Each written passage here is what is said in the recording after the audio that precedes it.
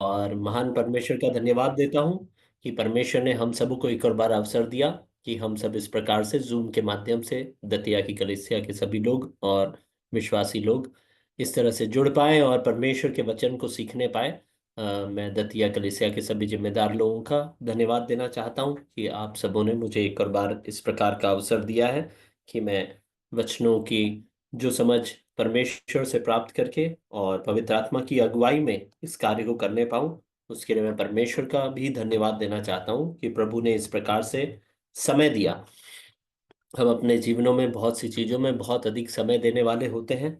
मैं प्रोत्साहित होता हूं परमेश्वर के वचन से, जहां पर में कि परमेश्वर हमें दिन प्रतिदिन चलाते हैं के विषय में हम कई ऐसी चीजें पढ़ते हैं और खास करके इस बात को स्मरण करते हैं कि वो हमारा पालनहार और तारणहार परमेश्वर है और हम उससे सीखते हुए आगे बढ़ते जाते हैं। तो परमेश्वर ने जो हमारे लिए कुछ भी नहीं रख छोड़ा, स्वर्ग की सारी महिमाओं को हमारे लिए छोड़ दिया। हम परमेश्वर के लिए सिर्फ समय देने वाले बन जाए और परमेश्वर के वचनों पर चलने वाले बन जाए, वो भी परमेश्वर को हम देने के लिए सबसे कमजोर चीजों में से एक रहेगी।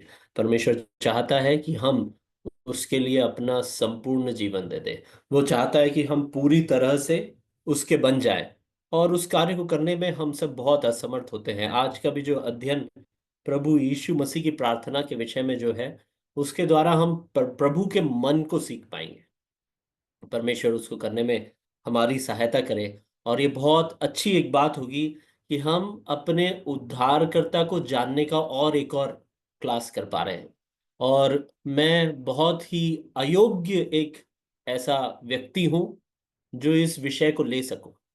तो परमेश्वर की आत्मा की प्रेरणा और परमेश्वर की सामर्थ्य में प्रभु मुझे वो योग्यता दे कि अपनी आत्मा के द्वारा जो भी वचन वो आज मुझे और आपको देना चाहते हैं, वो परमेश्वर बहुत आयत से दे और हमारे हृदयों को खोले कि हम अपने प्रभु को और करीब से जानने पाए इन वचनों के द्वारा। जो प्रभु यीशु मसीह की प्रार्थना के विषय में हम पढ़ने जा रहे हैं, और वो बहुत ही बड़े गहन अध्ययन का एक विषय है जो यूहन्ना रचित सुसमाचार 17वें अध्याय में हम पाते हैं। यूहन्ना के 17वें अध्याय में प्रभु यीशु मसीह की प्रार्थना का ही पूरा अध्याय है। पूरे अध्याय में प्रभु यीशु मसीह की प्रार्थना बताई गई है। और जो विद्वान लोग हैं, जो परमेश्वर के वचन की गहराइयों को जानते हैं, जिनका परमेश्वर के साथ का संबंध बहुत ही करीबी संबंध है, जिनका मनन और व्याख्या करने का बहुत ही अधिक निपुणता है, उन लोगों ने इन सब विषयों पे बहुत अधिक अध्ययन किया है। और वे 15 16 17 इन सारे अध्यायों को अध्ययन करके यूहन्ना रचित सुसमाचार में से प्रभु यीशु मसीह के मन को जानते हुए, उस मन के द्वारा उस प्रार्थना में क्या बातें हमारे सीखने की है, उन बातों के विषय में बहुत गहराई से सिखाते हैं। मैं उसमें अयोग्य हूँ और अपनी कमजोरी के साथ में इन विषयों को आपको बांटूंगा। परमेश्वर की आत्मा मुझे और आपको सामर्थ्य बनाए कि इनकी गहराइयों को हम समझ सकें। हम पिछले सप्ताहों में मूसा के विषय में और पौलुस के विषय में पढ़ रहे थे कि किस प्रकार से मध्यस्थता की प्रार्थना, मध्यस्थता का अर्थ यह है पिता परमेश्वर जो पवित्र है और मनुष्य जो पापी है, इन दोनों के बीच में खड़े होकर के इस पापी मनुष्य को पिता परमेश्वर के सम्मुख लाना और उसे उसके दंड से, पाप के उस जो प्रतिफल से उसे बचाना, उस प्रयास को मध्यस्थता का प्रयास कहते हैं। और प्रभु यीशु मसीह के आते तक के बहुत सारे मध्यस्थों का इस्तेमाल परमेश्वर ने किया, पर प्रभु यीशु मसीह अंतिम मध्यस्थ मेरे और आपके लिए है, जिन्होंने एक ही बलिदान द्वारा सर्वदा के लिए मेरे और आपके पापों के छुटकारे का, हमारे उद्धार का, हमारा पवित्र परमेश्वर से मेल का जो मार्ग था, वो सर्वदा के लिए कर दिया एक कार्य के द्वारा, जो काल्वरी क्रूस पर वो महान कार्य कि वो निर्दोष निष्कलंक मेमना में जो पाप से अज्ञात था, उसने मेरे आपके और मनुष्य जाति के सारे पापों को अपने ऊपर लेकर के काल्वरी क्रूस पर बलिदान चढ़ा, अपने आप को दे दिया।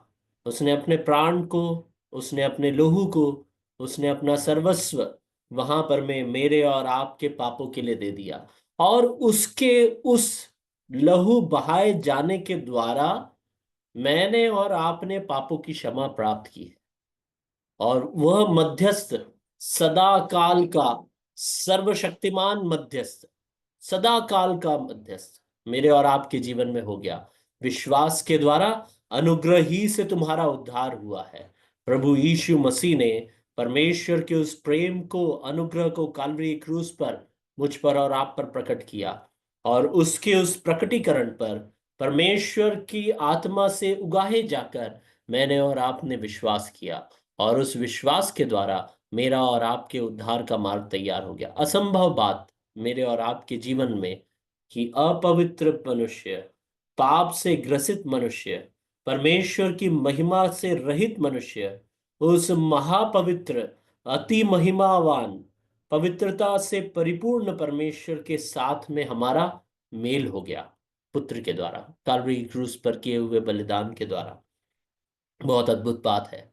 हमें ये बातों को समझ करके, उनकी गंभीरताओं को अपने जीवन में समझ करके, उस बात को स्मरण रखते हुए दिन प्रतिदिन प्रतिपल का जीवन जीने के लिए परमेश्वर हमारी सहायता करे। हमारा प्रभु जो है मध्यस्थता का काम किया, और हमने मूसा की उस अध्ययन के दौरान यह पढ़ा था निर्गमन 35वें अध्याय में कि किस प्रकार से मूसा एक मध्यस्थ का काम करता है। वहां वो स्वयं की महिमा के लिए कुछ भी नहीं करता, परमेश्वर को उसकी महिमा का स्मरण दिलाता है, परमेश्वर को उसके किए हुए वायदे जो उसने अब्राहम, इसहाक, याकूब से किया था उनका स्मरण दिलाता है। इजरायलियों के पापों को छुपाता नहीं है, मध्यस्थ होने के नाते पापों को छुपाता नहीं है, पर उन पापों को सम्मुख रखता है, परमेश्वर के स्वीकार करता है कि हमने पाप किया है। और उसके साथ साथ वो इजरायलियों से भी कहता है कि तुमने पाप किया है। उसके बाद वो उन्हें अवसर देता है कि तुम में से कौन कौन परमेश्वर की ओर है, आ जाओ, और जो परमेश्वर की ओर नहीं है उन्हें घात करता है। उसके द्वारा एक संदेश वो वहां देता है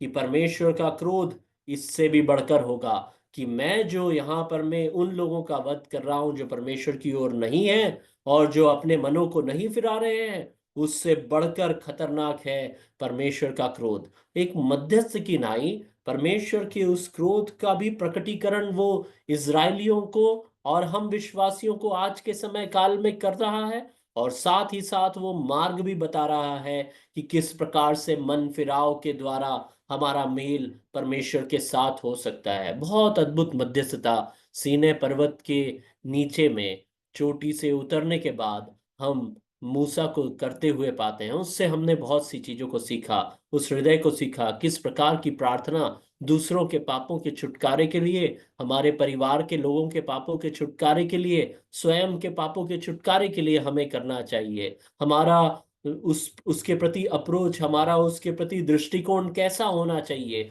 पाप को छुपाने वाला नहीं, न्याय करने वाला नहीं, पर अवसर देने वाला, पाप को उजागर करने वाला, और परमेश्वर के सम्मुख विनती करने वाला कि उस पाप से प्रभु तू हमें छुटकारा दे। इन सब बातों का अध्ययन हमने मूसा के अध्ययन के समय में किया, और पौलुस के अध्ययन में हमने बहुत ही सुंदर तरीका पौलुस का, किस प्रकार से वो लोगों को स्मरण करता है, किस प्रकार से उनके लिए परमेश्वर का धन्यवाद देता है, और कितनी सुंदरता के साथ में वो उनके लिए प्रार्थना करता है। उसमें कोई भी स्वार्थ नहीं रहता उस प्रार्थना के लिए। वह चाहता है कि वो लोग परमेश्वर के विश्वास में बढ़ते जाए। वो चाहता है कि परमेश्वर का विश्वास उनके जीवन में फल लाए, परमेश्वर के विश्वास का प्रतिफल उनके जीवनों में दिखे। इसके लिए पौलुस उनके लिए प्रार्थना करता है। ऐसी प्रार्थना पौलुस की हमने देखे, और उससे भी हमने इस बात को सीखा कि परमेश्वर हमसे यह चाहता है कि हम मध्यस्थता की प्रार्थना जब भी करें तो हम स्वार्थी होकर के नहीं, अपनी महिमा के लिए नहीं, पर परमेश्वर की महिमा के लिए, परमेश्वर को स्मरण करते हुए, उसके वायदों को दूसरों को स्मरण दिलाते हुए, हर प्रकार से प्रभु का धन्यवाद देते हुए उसकी प्रार्थना करें। हमने पौलुस के प्रार्थना से एक और चार विषयों को सीखा था। उन्हें दोहरा करके हम प्रभु यीशु मसीह की प्रार्थना में आएंगे। हमने कुलुस्सियों की पत्री पहला अध्याय उसके 9 से लेकर के 11 तक के वचनों में अध्ययन किया था, और हमने इस बात को ध्यान दिया था कि पौलुस की प्रार्थना यह थी कि विश्वासी लोग जो हैं कुलुस्सियों के, वे इस बात को जाने कि उनके जीवनों में परमेश्वर की इच्छा क्या है। परमेश्वर की इच्छा हमारे जीवनों में अन्य विश्वासियों के जीवनों में, परेशान परिस्थिति में पड़े हुए लोगों के जीवनों में, कठिन सताव से होकर गुजरने वालों के जीवनों में क्या है, वो जानने के लिए हमें प्रार्थना करना चाहिए कि उनके जीवन में परमेश्वर का उद्देश्य क्या है। दूसरी बात हमने यह सीखा था कि वे इस बात को पहचानने की सामर्थ पाए कि परमेश्वर उनसे क्या चाहता है। हम तो प्रार्थना कर रहे हैं, पर अगर वो भाई, वो बहन, वो सामर्थ प्राप्त नहीं करेगा कि वो परमेश्वर की इच्छा को सही मायने में समझ पाए, तब तक के परमेश्वर की महिमा, परमेश्वर का अनुग्रह उसके जीवन में, परमेश्वर की सामर्थ कार्यकारी होते हुए हम नहीं देख पाएंगे। उसके साथ साथ हमने इस बात पे भी गौर किया था कि पौलुस की प्रार्थना में हम यह पाते हैं कि वो दूसरों के लिए प्रार्थना करता है कि उनका जीवन परमेश्वर के लिए उपयोगी या फलदायी हो। परमेश्वर की इच्छा से मेल खाने वाला जीवन ही ऐसा जीवन है जो परमेश्वर के लिए उपयोगी या फलदायी होगा। परमेश्वर की इच्छा से मेल नहीं खाने वाला जीवन अगर है, तो वो परमेश्वर के लिए उपयोगी नहीं होगा। संसार में कुछ लोग हो सकते हैं जो कहे कि आपके जीवन से मुझे बहुत लाभ है, आपके कर्मों से मैं बहुत आनंदित हूँ, आपके व्यवहार से मैं बहुत खुशी हूँ, पर परमेश्वर क्या उन चीजों से आनंदित होते हैं क्या, ये हमें जांचना और हमारे जीवनों के हर एक कार्य को, हर एक प्रार्थनाओं को, हर एक इच्छाओं को, हर एक हमारी जो योजनाओं को परमेश्वर की इच्छा से मेल खाने वाली बनाने में हमारा जीवन परमेश्वर के लिए फलदायी जीवन हो पाएगा। और उसके साथ साथ उसकी प्रार्थना में हमने यह सीखा था कि वे सब लोग जिनके लिए हम प्रार्थना करते हैं, हमारे परिवार के लोग, कलीसिया के लोग, समुदाय के लोग, हम स्वयं अपने लिए जब प्रार्थना करें या उन लोगों के लिए जब प्रार्थना करें, तो यह प्रार्थना करें कि परमेश्वर की सामर्थ उनके जीवनों में कार्य करने पाए। परमेश्वर की सामर्थ के बगैर कोई भी मनुष्य किसी भी कार्य को नहीं कर सकता। हम न तो बल से, न बुद्धि से, और ना ही अपनी किसी शक्ति से, और न घोड़ों से, न रथों से, न सवारों से, न योद्धाओं से, किसी भी चीज से नहीं। हमें जय और विजय मिलेगी तो सिर्फ और सिर्फ प्रभु के सामर्थ्य से, प्रभु की आत्मा से, सिर्फ प्रभु की अगुवाई के द्वारा ही हम सब अपने जीवनों में अच्छे कार्यों को करने वाले, परमेश्वर के लिए फलदायी कार्यों को करने वाले, परमेश्वर की नजर में सक्सेसफुल, परमेश्वर की नजर में विजयी मसीही जीवन जीने वाले बन पाएंगे। ऐसा करने में परमेश्वर हम में से हर एक की सहायता करे। हमने बहुत सारे चरित्रों को देखा, हमने बहुत सारे चरित्रों का अध्ययन भी किया जिन्होंने दूसरों के लिए प्रार्थना किया, और ये सब पुराने नियम के कई चरित्र हैं। अगर हम और भी इसका अध्ययन करते जाएं तो समय बहुत कम पड़ जाएगा। हम दानियल का अध्ययन करने लग जाएं तो शायद 3-4 सप्ताह तो उसी में निकल जाए कि दानियल ने किस प्रकार से प्रार्थना किया, किस प्रकार से स्वार्थ भरी प्रार्थना नहीं, पर स्वार्थहीन होकर दूसरों के लिए प्रार्थना किया, यरूशलेम को स्मरण करके, परमेश्वर के वायदे किए हुए स्थान को स्मरण करके, जो मेरे और आपके लिए आज के समय में स्वर्ग है, उसे स्मरण करके, उसकी ओर दृष्टि करके वो निरंतर प्रार्थना करता रहा। और वो हमेशा अपने जीवन में परमेश्वर के मन को जानने वाला बना रहा कि हे प्रभु तेरी इच्छा क्या है। उसने परमेश्वर पर मनन किया। उस समय तो कोई इस प्रकार से, जिस प्रकार से मेरे आपके पास बाइबल है, उस प्रकार से कोई परमेश्वर का वचन या शास्त्र लिखा हुआ नहीं था। और दानियल ने कितना मनन करके, कितना अधिक ध्यान परमेश्वर की ओर लगाया होगा, तभी तो वो परमेश्वर की इच्छा को जानने वाला बन गया। उसकी प्रार्थनाओं का उत्तर उसे मिलने लगा। वो परमेश्वर के द्वारा फिरौन को दिखाए गए स्वप्नों का अर्थ परमेश्वर को बताने वाला बन गया। इतना महान दानियल कैसे बना? परमेश्वर के मन को जान करके, परमेश्वर से और करीब आकर के। हम इस प्रकार से दानियल के जीवन में पढ़ते हैं। हम अगर यूसुफ के जीवन को देखें तो हम उसमें भी परमेश्वर को जानने वाला यूसुफ, परमेश्वर का भय मानने वाला यूसुफ, परमेश्वर की महिमा को अपने जीवन में स्थान देने वाला यूसुफ, परमेश्वर के वायदे पर संपूर्ण भरोसा करने वाला यूसुफ, परमेश्वर का भय मान करके अपने जीवन में हर एक कार्य को करने वाले यूसुफ को पाते हैं। ये सब कुछ कैसे हो पाया? कि वो परमेश्वर पर अपना मन लगाया है। हम इन पुराने नियम के कई चरित्रों को अगर अध्ययन करें तो हम ये पाएंगे कि ये परमेश्वर के बहुत करीब थे। ये परमेश्वर को बहुत अच्छी तरह से जानते थे। ये परमेश्वर के मन को टटोलने वाले थे। ये अपना मनन करने का जो समय था, ये ध्यान लगाने का जो समय था, ध्यान लगाने की जो सामर्थ थी, उसका उपयोग परमेश्वर पर ध्यान लगाने पे करते थे। तभी तो वो परमेश्वर के नियमों को सही ढंग से समझ करके उन नियमों पर बिना टले कार्य करने वाले, चलने वाले बन पाए। इसीलिए परमेश्वर उनसे प्रसन्न रहते थे। इसीलिए परमेश्वर उनकी प्रार्थनाओं का उत्तर समय पर देते थे, उचित समय पर, उनकी आवश्यकता के अनुसार नहीं, परमेश्वर के द्वारा बताए गए उचित समय पर उनकी प्रार्थनाओं का उत्तर परमेश्वर देते थे। इन सारे चरित्रों से हम एक बात सीखते हैं कि हम अगर प्रार्थना में प्रतिफल पाने वाले बनना चाहते हैं, चाहे वो स्वयं के लिए की हुई प्रार्थना हो, पर हमारा विषय है दूसरों के लिए की हुई प्रार्थना। तो दूसरों के लिए जब हम प्रार्थना करते हैं और अपने आप को एक प्रार्थना के योद्धा के तौर पर समझ लेते हैं और उस कार्य में परिश्रम से जुड़ जाते हैं, तो उस समय हमारा मन भी इन सारे चरित्रों के समान होना चाहिए। नए नियम के समय काल में महान पौलुस से हम यही बात को सीखते हैं।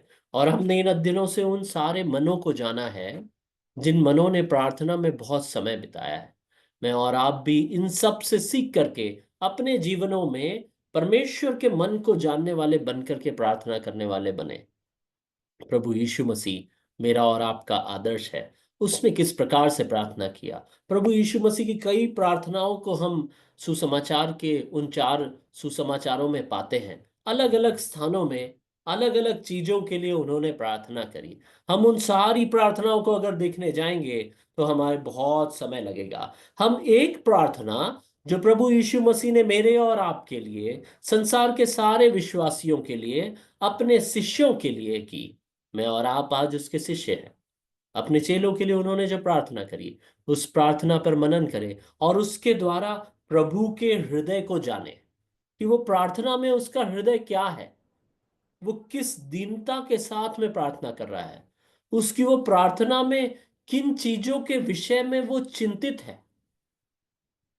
और उसके द्वारा हम यह सीखें कि हम अपनी प्रार्थनाओं में किन विषयों को लेकर के, बोझ लेकर के जिए, किन विषयों के कारण हम व्याकुल हो, किन विषयों के लिए हमें अपने घुटनों पर जाकर के आंसू बहाना चाहिए। उन विषयों को हम प्रभु यीशु मसीह की प्रार्थना के माध्यम से सुने, उससे सीखें।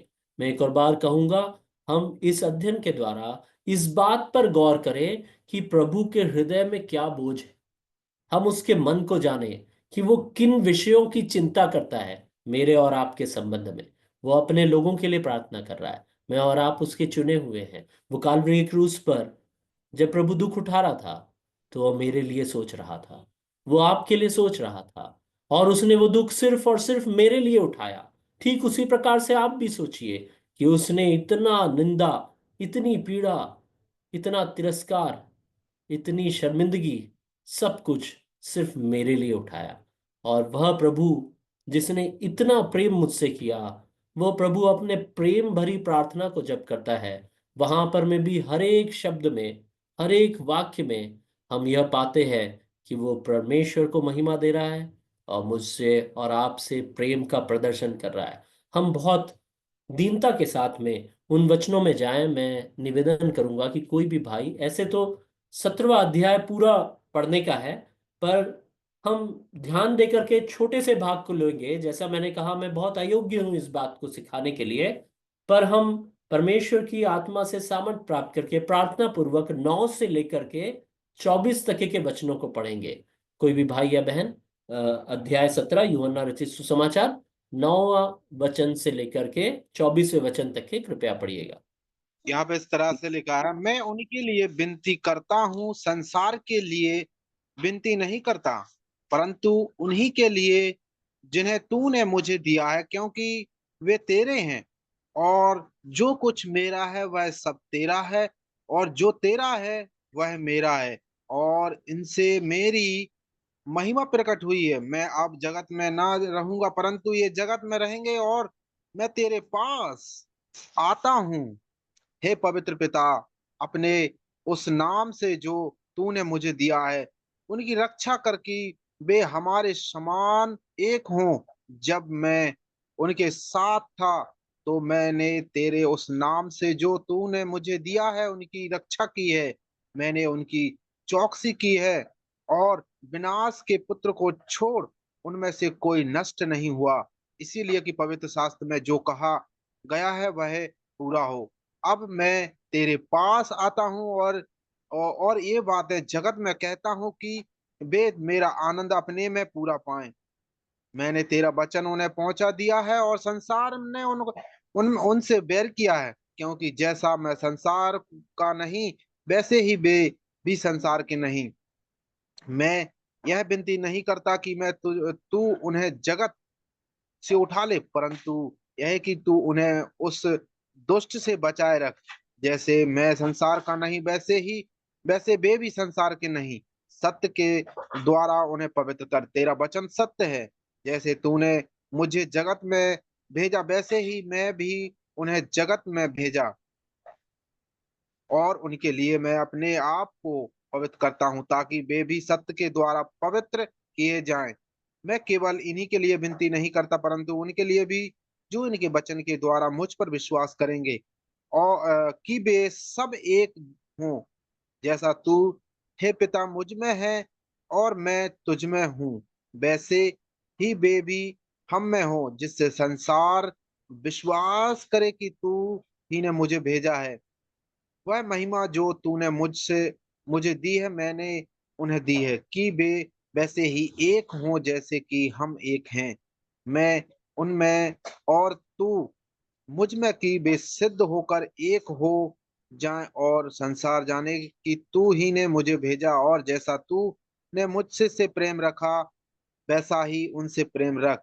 हे पिता, मैं चाहता हूं कि जिन्हें तूने मुझे दिया है, जहां मैं हूं वहां वे भी हों, साथ ही कि साथ हो कि वे मेरी उस महिमा को देखें जो तूने मुझे दी है, क्योंकि तूने जगत की उत्पत्ति से पहले मुझसे प्रेम रखा है। धन्यवाद भाई। ये प्रभु यीशु मसीह की प्रार्थना मेरे और आपके लिए है ना। इसमें अगर हम पहले वचन को देखें तो उसने वहां पर में हम पाते हैं कि उसने आंखें आकाश की ओर उठाकर कहा। प्रभु यीशु मसीह प्रार्थना कर रहे हैं, है ना। और उसके बाद फिर वो जैसे ही प्रार्थना शुरू होती है तो उसके दूसरे वचन से ही हम समझ जाते हैं कि दूसरे वचन में लिखा है, क्योंकि तूने उसको सब प्राणियों पर अधिकार दिया कि जिन्हें तूने उसको दिया है उन सबको वह अनंत जीवन दे। दूसरे वचन से ही हम प्रभु यीशु मसीह को मेरे और आपके विषय में बात करते हुए पाते हैं। प्रार्थना की शुरुआत में ही प्रभु हमारे लिए प्रार्थना कर रहे हैं करके स्पष्ट हो जाता है, और वो पिता से प्रार्थना कर रहे हैं। बहुत सारे तरीकों से इस भाग का अध्ययन किया जाता है। हम चाह रहे हैं कि हम प्रभु के हृदय को जाने कि वो प्रार्थना के समय मेरे और आपके विषय में क्या चाह रहे थे, मेरे और आपके विषय में किन चीजों के लिए वो विनती कर रहे थे। उनकी विनती क्या थी कि मेरे जीवन में क्या चीज होना चाहिए परमेश्वर से जो सहायता के द्वारा, सामर्थ के द्वारा, और मेरे जीवन में क्या चीजें नहीं होना चाहिए उनके बारे में प्रभु प्रार्थना कर रहे हैं। और ये जानना क्यों जरूरी है? सबसे पहले तो इसीलिए कि हम इस बात को समझ जाएं कि महिमा और सामर्थ के बगैर हम कोई भी कार्य कर नहीं सकते। प्रभु के वचन है, बार बार हम उसमें महिमा का वर्णन पाते हैं। तेरी महिमा तूने मुझे दी, हम में महिमा एक हो, उनमें हमारी महिमा सिद्ध हो जाए। महिमा और सामर्थ के बगैर हम कुछ नहीं कर सकते, एक बात। दूसरी बात यह कि हम में एकता, एकजुटता न रहे, यह संसार चाहेगा। ये दो चीजों को मुख्य तौर पे प्रभु ने वहां पर में अपनी बातों से प्रदर्शित किया। उसके अलावा भी उनने बहुत सी प्रार्थनाएं की हैं, बहुत सी चीजों को स्मरण करके या उन कार्यों के लिए प्रार्थना की है। पर दो चीजें जो बार बार दोहराई गई है कि वे एक हो जाएं, वे एक हो जाएं, वे एक हो जाएं, ऐसा बार बार हम पढ़ते हैं। और वहीं साथ में हम पढ़ते हैं, मेरी महिमा तेरी महिमा उनमें हो, वे महिमा में सिद्ध हो जाए, वे मुझे जान ले, वे तुझे जान ले। परमेश्वर को जान लेना और परमेश्वर के नाम में एक होना, इन दोनों विषयों को सबसे ज्यादा हम इन वचनों में दोहराते हुए पाते हैं प्रभु को। तो दो मुख्य चीजें जो हमें प्रभु के मन से सीख सकते हैं वो ये दो मुख्य चीजें हैं। और हमारी प्रार्थनाएं भी, इन सारी प्रार्थनाओं में हम प्रभु यीशु मसीह के मन को क्यों सीखना चाह रहे हैं? ताकि हम भी जब दूसरों के लिए प्रार्थना करें तो हम उनका न्याय करते हुए नहीं कि वे लोग अयोग्य हैं, वे पापी हैं, तू उनके पाप को क्षमा कर, मैं तो धर्मी हूं, इस प्रकार की कई तरीके से मैं उन विषयों पे नहीं जाता। हम इस प्रकार की कई तरह की प्रार्थनाओं से बचें और प्रभु यीशु मसीह जो सर्वशक्तिमान, सबसे पवित्र, उससे और कोई पवित्रता की परिभाषा ही प्रभु यीशु मसीह है। उसके अलावा और कोई पवित्रता का प्रमाण मनुष्य ने नहीं देखा। मनुष्य ये कह सकता है कि सबसे पवित्र जो है वो है परमेश्वर। किसी ने परमेश्वर को कभी नहीं देखा, पर पुत्र ने उसे प्रकट किया। कैसे? पवित्र मसीही जीवन, पवित्रता का जीवन, माफी चाहता हूं, पवित्रता का जीवन, मानुषिक जीवन इस संसार में रहते हुए करके। कोई भी मनुष्य ऐसा नहीं है जिसमें पवित्रता, संपूर्ण पवित्रता वास करती हो। सिर्फ प्रभु यीशु मसीह ही थे जिनमें संपूर्ण पवित्रता वास करती थी। तो मेरे और आपके लिए पवित्रता का मापदंड क्या है? प्रभु यीशु मसीह। हम तो परमेश्वर को जानते नहीं, हमने उसे नहीं देखा। अगर प्रभु यीशु मसीह नहीं आते तो हमें पता नहीं चलता कि पवित्रता क्या होती है। हम कभी भी इस बात से अनजान ही रहते कि पवित्रता क्या होती है। वो पवित्र परमेश्वर जो स्वयं पवित्रता का मापदंड है, मेरे और आपके लिए अपने मनों में क्या इच्छा रख के प्रार्थना कर रहा है। वो मेरा और आपका न्याय नहीं कर रहा है, हमें दोषी नहीं ठहरा रहा है, स्वयं को महिमा नहीं दे रहा है, हर एक कार्य में पिता को महिमा दे रहा है। उसकी इच्छा जान करके, उसकी इच्छा से मेल खाने वाली प्रार्थना कर रहा है। ये सब कुछ मेरे और आपके सीखने के लिए अति आवश्यक है। अगर हम प्रार्थना के योद्धा बनना चाहते हैं अपने जीवनों में, अगर आप चाहते हैं कि आप कलीसिया को प्रार्थना के द्वारा अगुवाई करने वाले बन सके, अगर आप चाहते हैं कि आपका परिवार परमेश्वर के विश्वास में निरंतर बढ़ता जाए और परमेश्वर के लिए एक सुखदाई सुगंध करके आपका जीवन, आपके परिवार का जीवन अगर उपयोग में लाना चाहते हैं, तो आपको प्रार्थना की इस प्रक्रिया को प्रभु से ही सीखना होगा, जो कि अति पवित्र परमेश्वर था, जो पवित्रता का एकमात्र नमूना है। उस पवित्र परमेश्वर ने मुझ पर और आप पर दोष नहीं लगाया। उसने यहां पर में कोई भी बात में हमें दोषी या हमें कमजोर नहीं ठहराया। पर हमारे लिए जब वो विनती करता है तो उसका हृदय कैसा है, उसको जान करके, उससे सीख करके हम सीखने वाले बन सके। मैं कई ऐसे विषयों को बताऊंगा जो यहां पर मैं अभी हमने पढ़ा, जिनके विषय में परमेश्वर ने, प्रभु यीशु मसीह ने प्रार्थना की, और समय के अंदर इसे समाप्त करने का प्रयास भी करूंगा। पहली चीज जो 11वें वचन में हम पढ़ते हैं, 11वें वचन में प्रभु यह प्रार्थना करते हैं कि उसमें वो लिखा है कि रक्षा कर। आप अगर 11वें वचन को देखेंगे तो वहां लिखा है उनकी रक्षा कर। 9वें वचन से लेकर के 11वें वचन तक के परमेश्वर के अगर कार्य को हम पाए तो उसमें भी सीखने की बहुत सी चीज है कि वो विनती कर रहे हैं। दीनता के साथ की जाने वाली प्रार्थना को विनती कहा जाता है। हम कई प्रकार के आवेदन लिखते हैं, उसमें जो बहुत ही दीनता के साथ में लिखा गई चिट्ठी को विनती कहा जाता है। उस विनती शब्द का यहाँ पर में इस्तेमाल हुआ है। प्रभु बहुत अपने आप को झुका करके, अपने आप को दीन करके, उसके लिए क्या करना था परमेश्वर को। मेरे और आपके जीवनों में जब हम प्रार्थना करें तो कैसे हम अपने आप को दीन करें? सबसे पहले अपने आप को उस परमेश्वर के सम्मुख रखें। जब आप अपने आप को परमेश्वर के सम्मुख रखेंगे तो हम पाएंगे कि हम में कोई योग्यता नहीं है।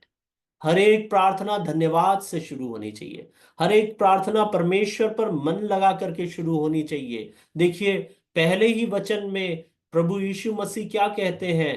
तूने उसको सब प्राणियों पर अधिकार दिया है, अपने पुत्र की महिमा कर कि तेरी भी महिमा हो। देखिए, ध्यान प्रभु यीशु मसीह किस ओर लगा रहे हैं?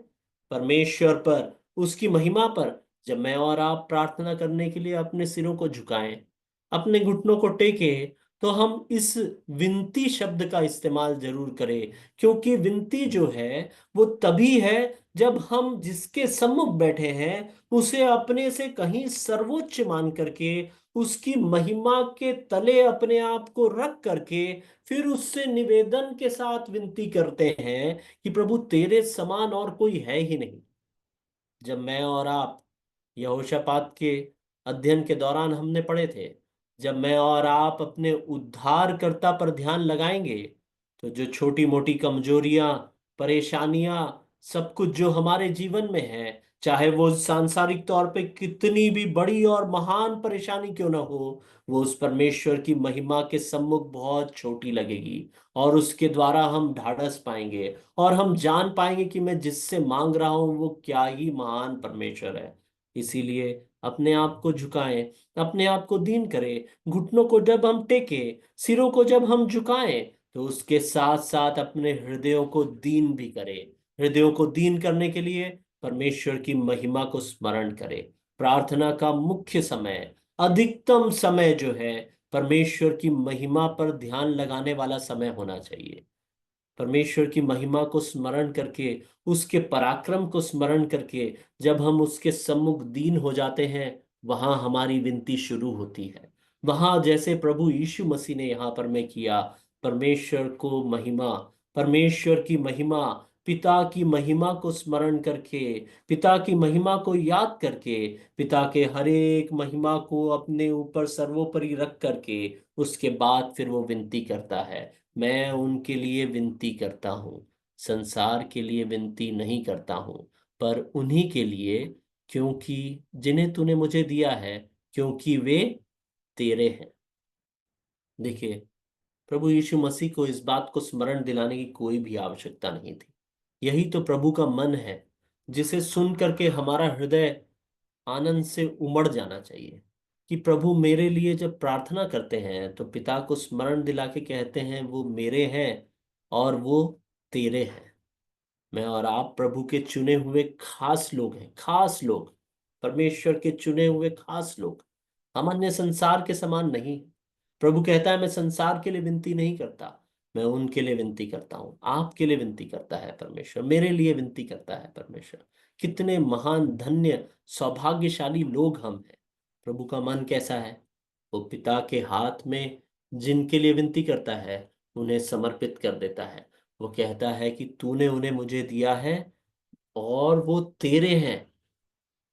मैं और आप भी जब प्रार्थना करें तो पूरी तरह से समर्पण, पहली चीज हमने ध्यान दिए थे कि वो अपने आप को दीन कर दे हम परमेश्वर के सम्मुख, परमेश्वर की महिमा को इतना उच्च स्थान दे दे कि हम स्वयं ही, हमारा हृदय अपने आप ही दीन हो जाए।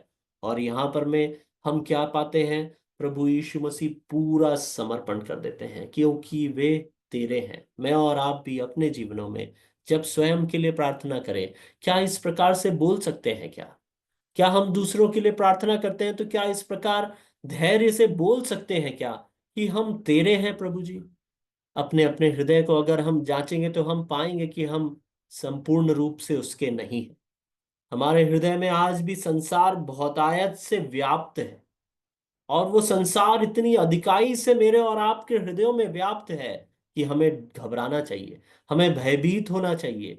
कि हम एक शब्द जो यहाँ पर मैं प्रभु कहते हैं कि मैं तेरा हूं, वे तेरे हैं, इस प्रकार से हम अपने जीवनों में शायद ही बिना छल के, सच्चाई के साथ, सत्यता के साथ कह पाए कि प्रभु हम तेरे हैं। परमेश्वर हमें वो समर्पण सिखाए, उसकी आत्मा मुझे और आपको वो सामर्थ दे। हमारी प्रार्थना यही, कि प्रार्थना का तरीका कैसा है? अपने हृदय को दीन करें, अपने आप को 100% परमेश्वर को समर्पित करें।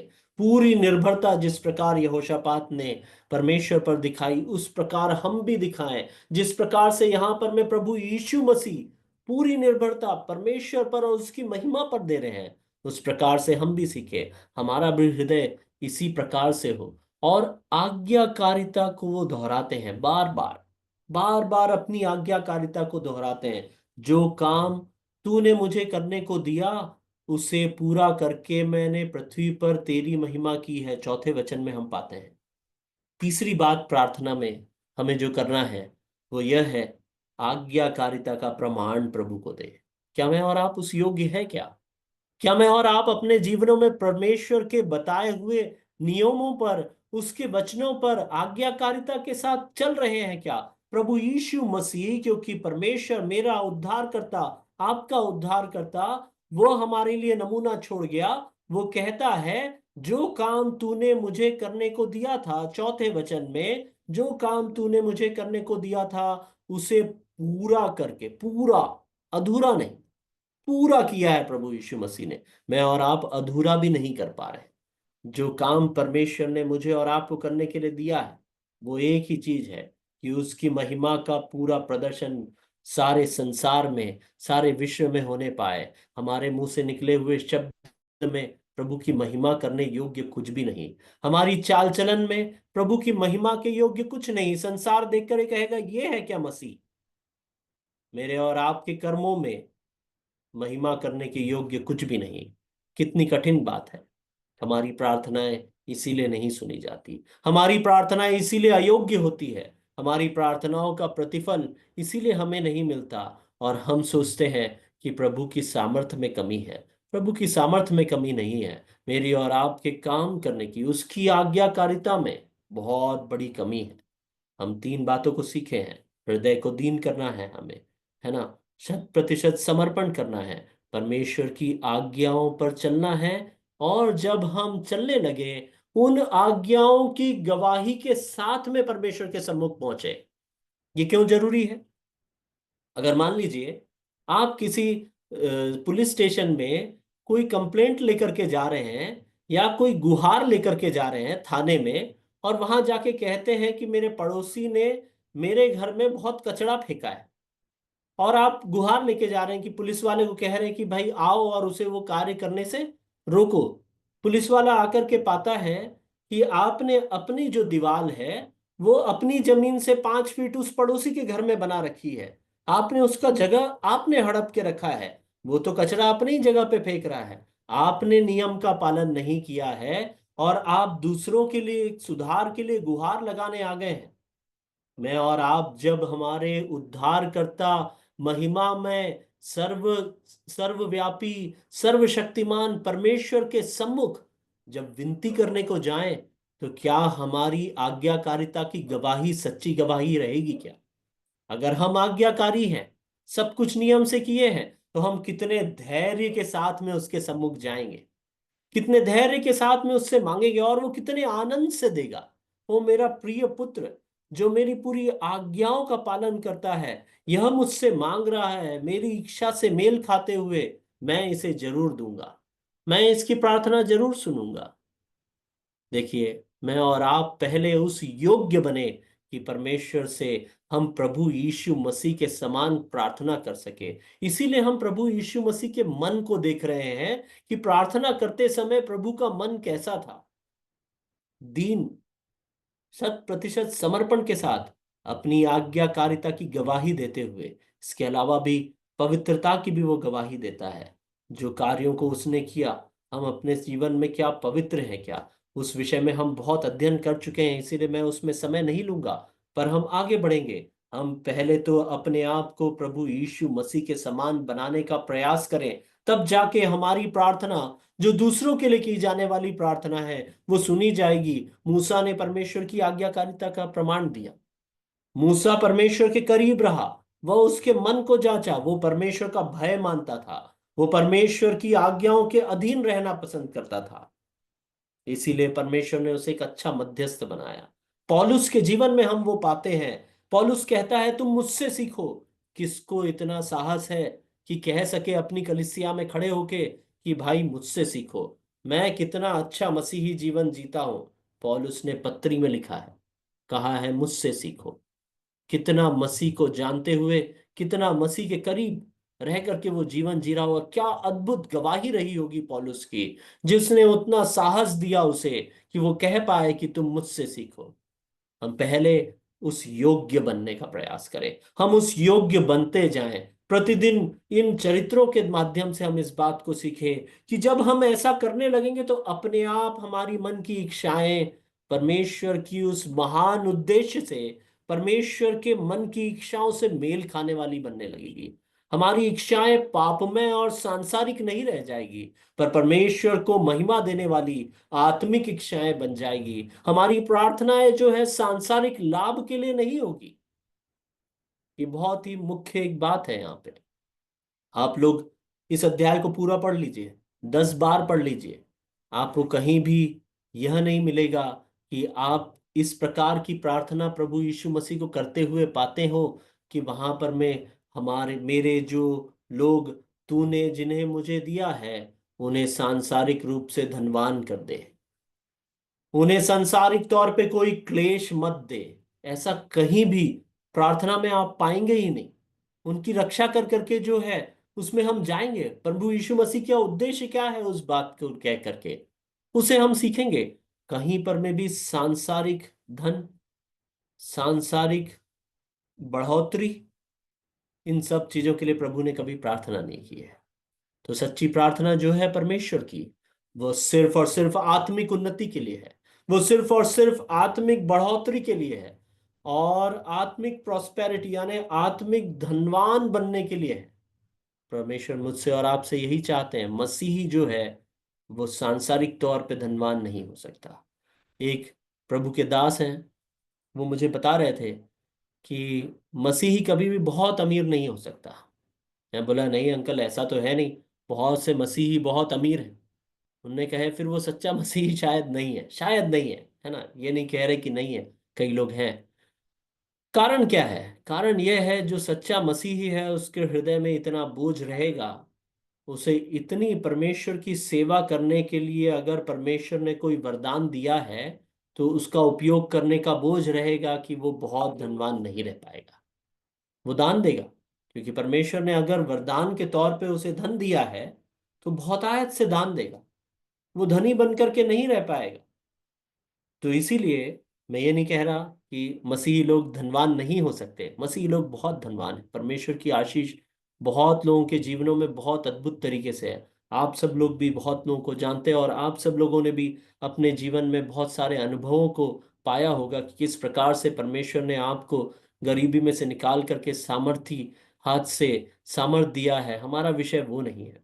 हमारा विषय यह है कि परमेश्वर जब प्रार्थना कर रहे हैं, प्रभु जब प्रार्थना कर रहे हैं, तो वो ये प्रार्थना नहीं कर रहे कि सांसारिक लाभ मुझे और आपको पहुंचे, पर हमारी आत्मिक उन्नति उनके हृदय में बसी हुई है। उन्हें बोझ है कि मेरे विश्वासी लोग, मेरे जो चेले हैं, वे आत्मिक उन्नति को प्राप्त करेंगे कि नहीं। उन्हें इस बात का बोझ नहीं है कि वे सांसारिक तौर पे धनवान होंगे कि नहीं, बिल्कुल भी नहीं है। परमेश्वर प्रभु यीशु मसीह उस विषय में बिल्कुल भी चिंतित नहीं है। उन्हें एक ही चिंता है कि आत्मिक उन्नति, आत्मिक उतावलापन, आत्मिक बढ़ोतरी मेरे विश्वासियों में कैसी होगी। मेरे और आपकी प्रार्थनाओं में भी इसी प्रकार की प्रार्थनाएं होने के लिए परमेश्वर हमारी सहायता करे। हमने 4 बातों को देखा, मैं उन्हें दोहराना नहीं चाहूंगा। वही मन के साथ में मैं और आप जब प्रार्थना करेंगे तभी परमेश्वर हमारी प्रार्थनाओं को जगह देगा। हाँ, जब हमें और आप उस प्रकार की प्रार्थनाएं करेंगे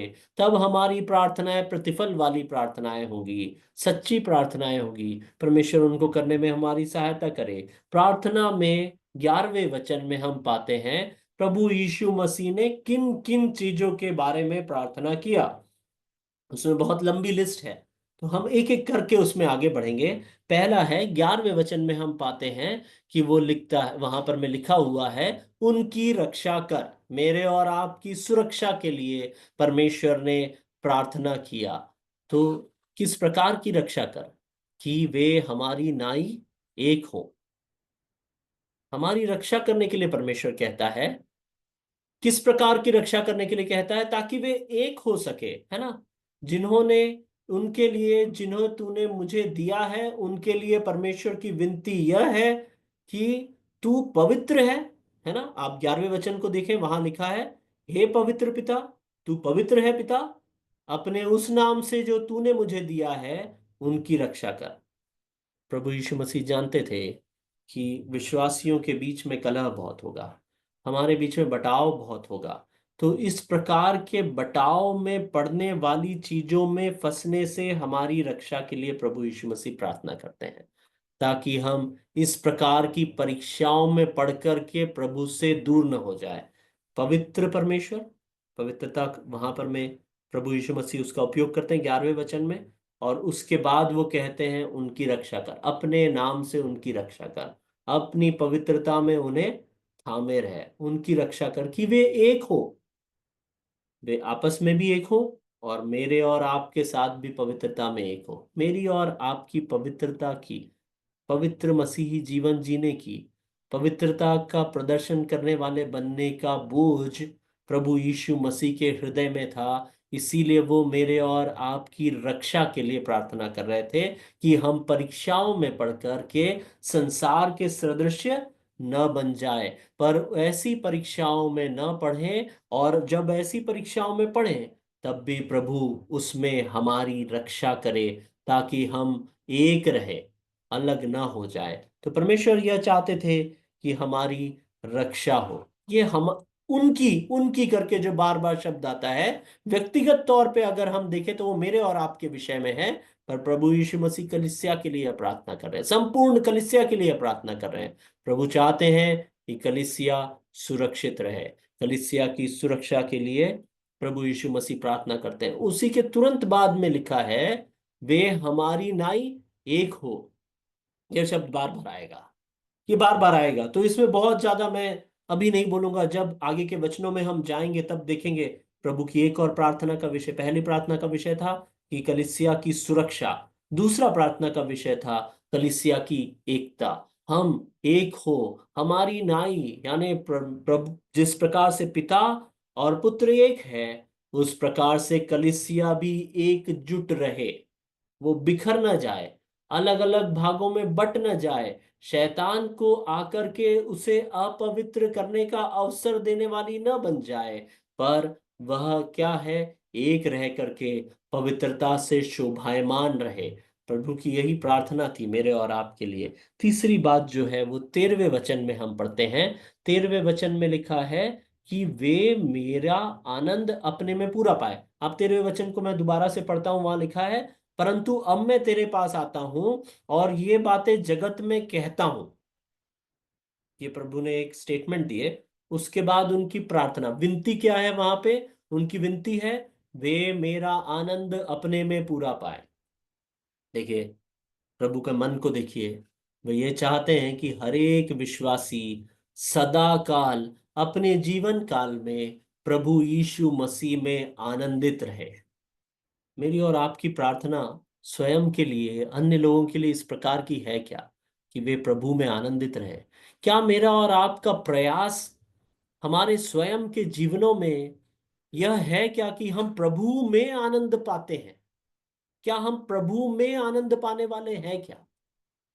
क्या मेरी और आपका प्रोत्साहन अन्य मसीहों के जीवन में इस प्रकार का है क्या, कि आप उन्हें इस प्रकार से प्रोत्साहित कर पाते हैं क्या कि वे प्रभु में आनंदित रहे? पौलुस इन्हीं वचनों के द्वारा कहता है, प्रभु में सदा आनंदित रहो। मैं फिर कहता हूं, आनंदित रहो। हम प्रभु में अपना आनंद ढूंढे। प्रभु यीशु मसीह की वही प्रार्थना है। वो चाहता है कि मेरे और आपके जीवनों में हम सांसारिक चीजों में आनंद ढूंढने वाले, पारिवारिक चीजों में आनंद ढूंढने वाले, धन दौलत में आनंद ढूंढने वाले, बहुत बड़ा मेरा नाम होगा, मेरा वैभव बहुत जगह फैल जाएगा, उन चीजों में आनंद ढूंढने वाले, नौकरी में आनंद ढूंढने वाले, अन्य कई व्यसनों में आनंद ढूंढने वाले, ये न बन जाएं।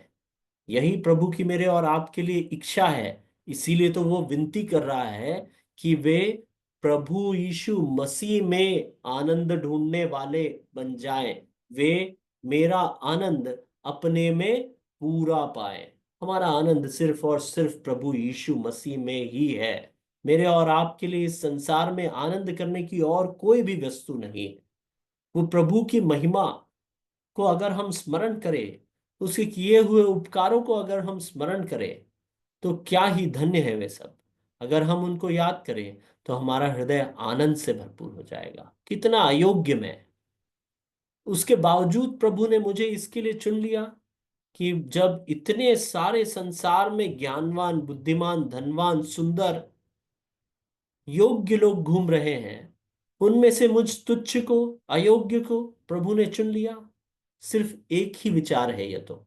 ऐसे अनगिनत विचारों से प्रभु मुझे और आपको यीशु मसीह में आनंदित होने के लिए सहायता करे। मेरी आपके लिए यही प्रार्थना है, मेरी स्वयं के लिए यही प्रार्थना है। आप भी अपनी प्रार्थनाओं में प्रभु के इस मन को जान करके उसके अनुरूप करने वाले बने, कि हम प्रभु में पूरा आनंद पाए, पूरा आनंद जो प्रभु यीशु मसीह का आनंद है, संपूर्ण, उसमें कोई भी चीज की घटी नहीं। प्रभु ऐसा करने में हमारी सहायता करे।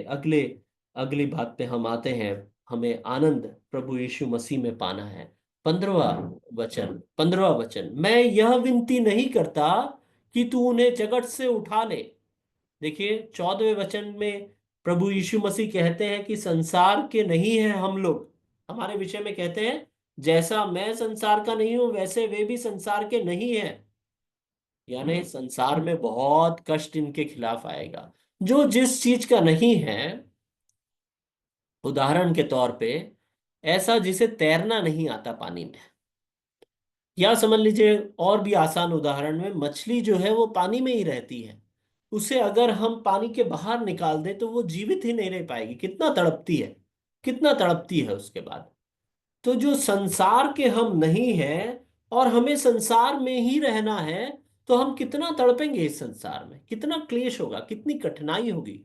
प्रभु उस चीज को सोच करके, मेरे और आपको स्मरण करके, हमारे जीवनों में होने वाली इस कठिनाइयों को, जब हम पवित्रता का मसीही जीवन जीने का प्रयास करेंगे और संसार हमें उस पवित्रता से खींच करके दूर ले जाने का प्रयास करेगा, जो संघर्ष मेरे और आपके जीवनों में होगा, जो तड़प मेरे और आपके जीवनों में होती है, उन सारी चीजों को स्मरण करके प्रार्थना करके ये नहीं कह रहा कि तू उन्हें संसार से उठा ले, नहीं, बिल्कुल नहीं कह रहा। इसीलिए 15वें वचन में प्रभु उस वचन को डाले हैं, नहीं तो ये वचन का उतना भाग आने की आवश्यकता नहीं थी। परमेश्वर की आत्मा प्रेरित होकर के हमारे सीखने के लिए यह बात दी है कि हमें संसार में रहते हुए दुष्ट से बचना है। परमेश्वर हमें दुष्ट से बचाने के लिए एक नया संसार बना के वहां ले जाने के लिए प्रार्थना नहीं कर रहे हैं, पर वे कह रहे हैं कि प्रभु तू उन्हें दुष्ट से बचाए रख। सामर्थ जो है दुष्ट से बचने की, सांसारिक अपराधों से, पाप से बचने की जो सामर्थ है, वो सिर्फ और सिर्फ परमेश्वर ही दे सकते हैं। और प्रभु यीशु मसीह की प्रार्थना मेरे और आपके लिए यही है कि हम सांसारिक पापों से बच जाएं। इसीलिए यहां पर में लिखा है कि तू उन्हें उस दुष्ट से बचाए रख। संसार में रहेंगे तो उस दुष्ट के अधिकार में है यह संसार, और दुष्ट का काम है पाप करवाना, ताकि हम भी श्राप के भागीदार हो जाएं।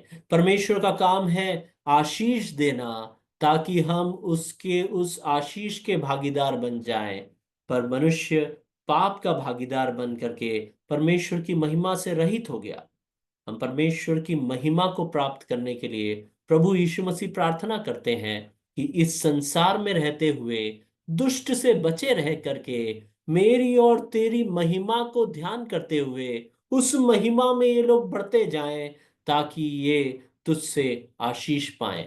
मेरे और आपके जीवनों में प्रभु चाहे तो हमें इस संसार से अलग कर ले, पर प्रभु ने हमें इस संसार में रखा है ताकि हम उस दुष्ट पर विजय पाने वाले प्रभु यीशु मसीह को नमूना मान करके उसके अनुरूप हमारा जीवन होने पाए। मसीह का मन मेरे और आपके लिए क्या था? वो जानता था कि आज के समय में मुझे और आपको कितनी तकलीफें उठानी पड़ेगी, दुष्ट हम पर कितना हावी होगा, पर उसकी प्रार्थना भी यही थी कि उस दुष्ट से इन्हें बचाए रख। मेरी और आपकी प्रार्थनाएं भी इसी प्रकार से हो। 17वें वचन में हम आ जाएं। 17वां वचन बहुत ही अद्भुत वचन है। हमारे पास 7 मिनट का समय है, हम जल्दी इसे समाप्त करेंगे। 17वां वचन में लिखा है, परमेश्वर की प्रभु की प्रार्थना है, सत्य के द्वारा उन्हें पवित्र कर। तेरा वचन सत्य है। ओ कितना क्लियर कर दिया, उसी छोटे से वचन में सब कुछ क्लियर कर दिया। हमें पवित्र रहना चाहते हैं। प्रभु चाहता है कि हर एक विश्वासी, कलीसिया का हर एक सदस्य पवित्र रहे। इसीलिए लिखा है, सत्य के द्वारा उन्हें पवित्र कर, असत्य से पवित्रता नहीं। और क्या लिखा है उसके बाद? तेरा वचन सत्य है। हर एक ऐसा कार्य जो परमेश्वर के वचन के अनुसार है वो सत्य है, और उस कार्य को करने से हम पवित्र रहेंगे। प्रभु यीशु मसीह की यही प्रार्थना है कि सही शिक्षा वचन की प्राप्त करते हुए उस वचन में आज्ञाकारिता के साथ बने रहने पे हम पवित्र बने। वचन के द्वारा हम पवित्र बनेंगे। मुझे और आपको पवित्र करने का कार्य है वचन का। जब मैं और आप वचन का अध्ययन करते हैं, जब उस पर मन लगाते हैं, जब हम मनन करते हैं, हम हमारे परमेश्वर की इच्छा को और भी अधिकाई से जान पाते हैं। यह वचन दोधारी तलवार के समान है, जो गांठ गांठ और गूदे गूदे को आर पार छेद देता है।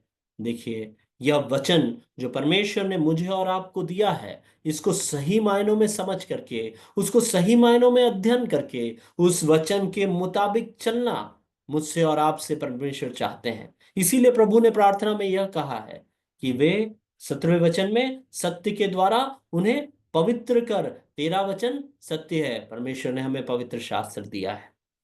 पवित्र शास्त्र, पवित्र जीवन जीने के लिए जो शास्त्र की आवश्यकता है वो परमेश्वर ने हमें दिया है। हम उसके द्वारा पवित्र जीवन जीने वाले बन सके, और उसके आगे हम बढ़ेंगे। और उसके बाद में 20वें वचन में मेरे और आपके विषय में परमेश्वर ने जिक्र किया है, मैं केवल इन्हीं के लिए विनती नहीं करता। यानी यहां स्पष्ट हो जाता है, वहां पर में वो सिर्फ उन चेलों के लिए, 12 चेलों के लिए विनती नहीं है। वो यहाँ स्पष्ट है, मैं सिर्फ केवल इन्हीं के लिए विनती नहीं करता, परंतु उनके लिए भी जो इनके वचन के द्वारा मुझ पर विश्वास करेंगे, कि वे सब एक हो। मेरे और आपके विषय में यहां जिक्र आया है, प्रभु यीशु मसीह मुझे नाम लेकर के यहां पर मैं पुकार रहे हैं। तो सिर्फ चेलों के लिए नहीं, पर उनके लिए भी विनती कर रहा है जो इन चेलों के द्वारा दिए हुए वचन को सुनकर विश्वास करके प्रभु यीशु मसीह की संतान, प्रभु यीशु मसीह के परमेश्वर की संतान हम बन जाएंगे। तो कितनी अद्भुत बात है, हम भी उसमें एक हो जाएं, पिता और पुत्र के साथ। हम जो अन्य जातीय थे, उनके लिए प्रभु प्रार्थना करता है कि उन अन्य जातीय लोगों को जो सन 2025 में दतिया में अलग अलग स्थानों में बैठे हुए हैं, वे भी मुझ में एक हो जाए। मेरे और आपके लिए विचार करने वाला परमेश्वर, मेरे और आपसे, मुझसे और आपसे प्रेम करने वाला परमेश्वर। हम उसके आगे अगर बढ़ेंगे तो बहुत अधिक समय हो जाएगा। और भी 5-6 बातें हैं, अवसर मिलता है तो हमें आगे भी इसमें अध्ययन हम करते रहेंगे। परमेश्वर इस अध्ययन के द्वारा प्रभु यीशु मसीह के मन को समझ करके उस मन के अनुरूप हमारे मनों को भी करने के लिए प्रभु हमारी सहायता करे। इन बातों की गहराइयों को सही मायनों में समझ के अपने जीवन में एक मसीह के जैसा बदलाव लाने के लिए प्रभु मेरी और आपकी सबों की सहायता करे। परमेश्वर के नाम की महिमा हो। एक और बार दतिया के सभी जिम्मेदार भाइयों का धन्यवाद देना चाहूंगा कि आपने इस प्रकार से अवसर दिया। सबों को जय मसीह की।